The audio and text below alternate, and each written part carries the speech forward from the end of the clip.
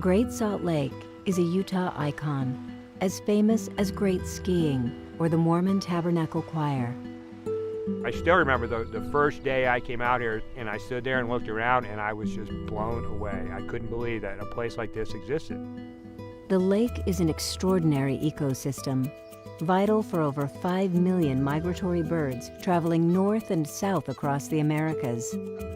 And we get anywhere between 30, 50, even heading up towards 100% of North America's populations of some of these bird species. Great Salt Lake also contributes to Utah's economy through the brine shrimp and minerals industries, as well as through the money spent by bird watchers, hunters, and tourists. Between industrial and recreational uses, the lake generates $1.3 billion in GDP every year. We produce SOP, salt, and magnesium chloride out of these ponds, which is used for highway de-icing and dust control. All economic and recreational activities are dependent on adequate water levels in the lake. So the lake consists of many different parts. It's a mix of systems that come together in one terminal lake that is totally dependent upon lake levels. But changing climate and a population expected to double to 6 million by 2060 will create pressure to build more dams and divert more water from streams and rivers, including the Bear River, the lake's major tributary. In short, the future of this unique resource is threatened unless we rethink our relationship to the lake. The water picture and the Great Salt Lake relationship is a very fragile one. The lake is very dependent upon water. So as the population grows and they consider what their values are in the context of water use and development, Great Salt Lake oftentimes is left out of that picture.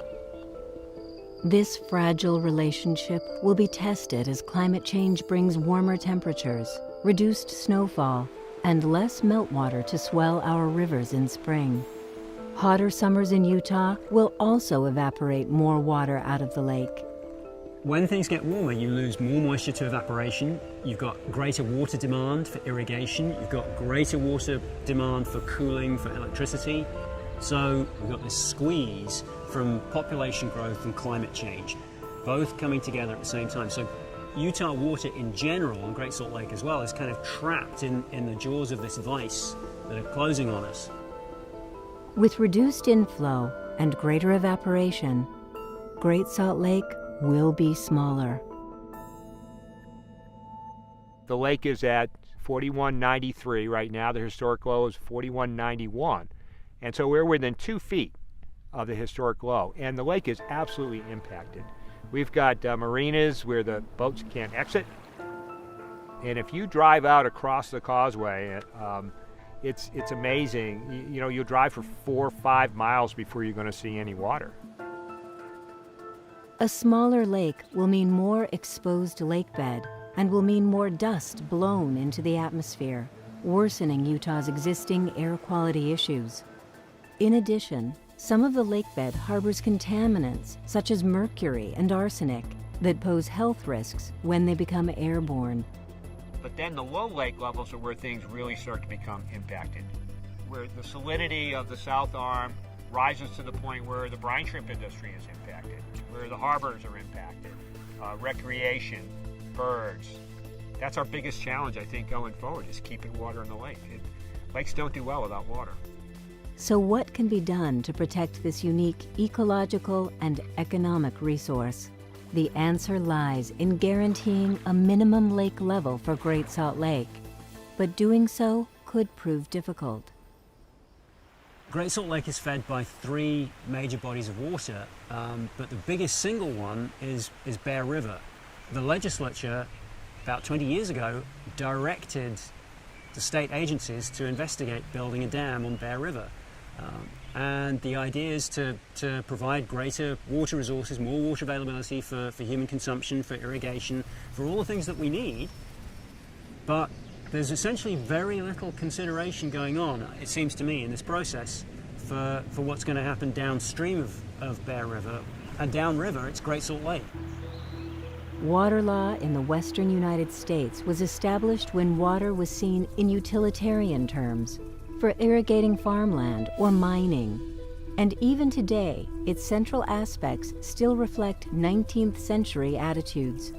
Western water law requires water to be put to beneficial use, meaning that the water must be used for some purpose or the right is forfeited.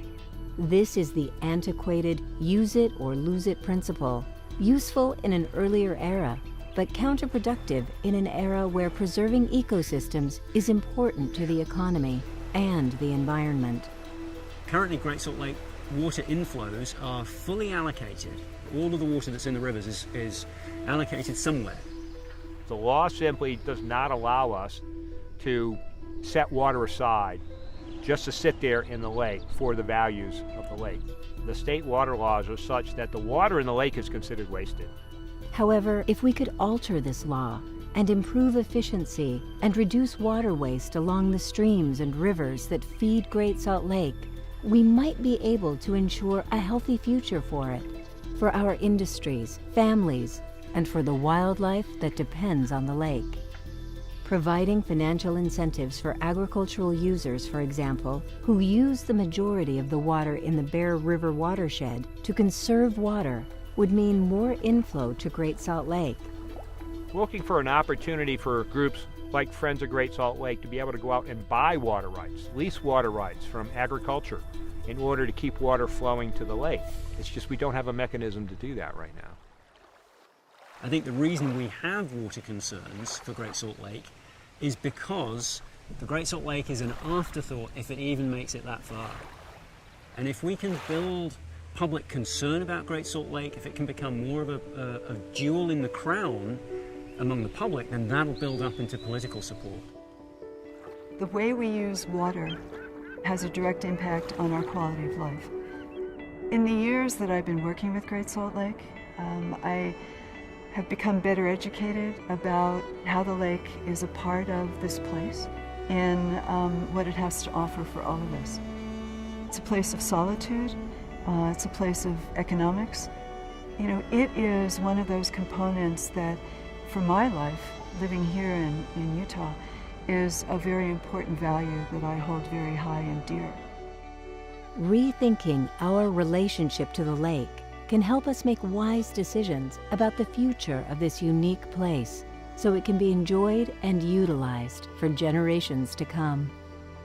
I want to be able to protect this in a way that my grandkids can come out and have that same feeling. You know, that's what gets me excited about the lake. It's nothing like it.